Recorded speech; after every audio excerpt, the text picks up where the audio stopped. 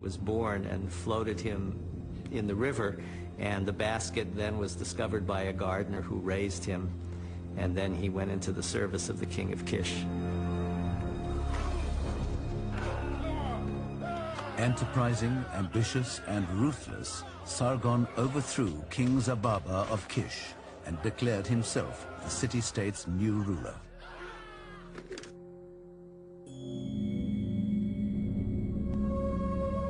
He reigned from Agade, the capital city he built north of Sumer in the state of Akkad, although its precise location has never been found.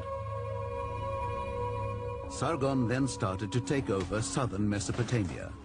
His first conquest was the city of Uruk, where he captured and then humiliated the king Lugal-Zagisi by dragging him into captivity on a leash. Within a short time, Sargon was master of all the land as far south as the Persian Gulf. And then after he conquered Uruk, he conquered other southern Mesopotamian cities, and then he seems to have thought, for whatever reason, I can keep going. He wasn't content simply, as the earlier Sumerian kings had been, to fight local battles. He wanted to take over what was then the known world. Remarkably, he did exactly that. Over his 56-year reign, Sargon conquered northern Mesopotamia, northern Syria, and eventually reached the Mediterranean to capture what is now southeast Turkey. Sargon created the world's first empire. It's the first king in the world to decide to take over lands that were occupied by people of different nationalities, different languages, different gods.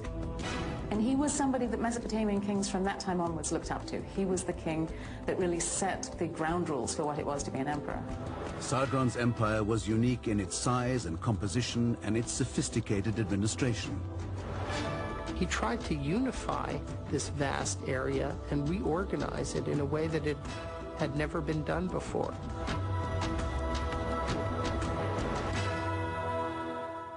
Every city in Mesopotamia had its own system of weights and measures.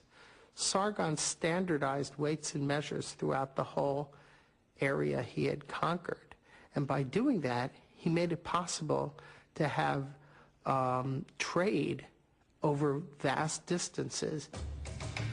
Sargon was an expert military strategist who regarded warfare as the supreme instrument of power. He was the first ruler to maintain a standing army. Men drafted from all cities in the empire made up a huge force of 5,400 men. Such an army was expensive. So Sargon instituted an effective way to feed his troops: requisitioning, a military euphemism for plunder. They fed themselves, the army, from the land there, so that the campaigns were more or less set to go at the point when the harvest was completed throughout Mesopotamia. That is one age of terror that you don't want to live through. Being outside of Akkad and not a member of that inner elite, and knowing that every year you are going to be faced with this kind of slaughter.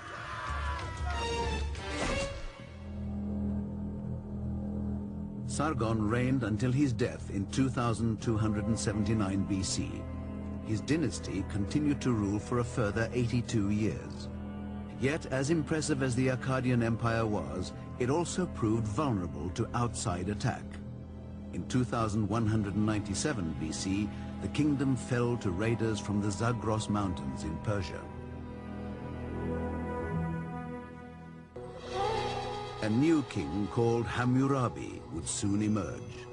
Taking Sargon the Great as his role model, he would construct a city that would become a legend in world history. All of a sudden, he's turning up on the borders with his army ready to fight.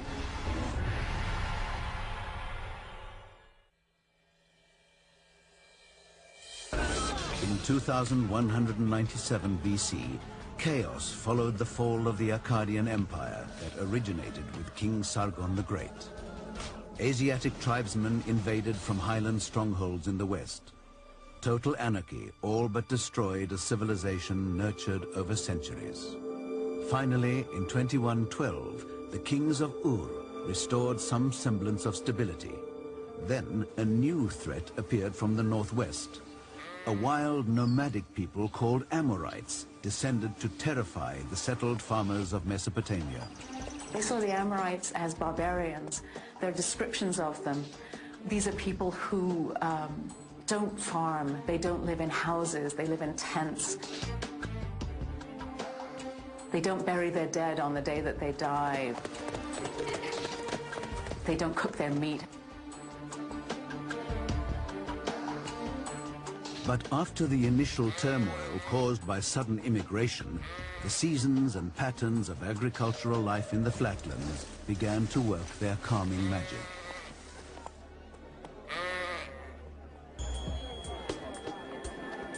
By 1900 BC, the Amorites had been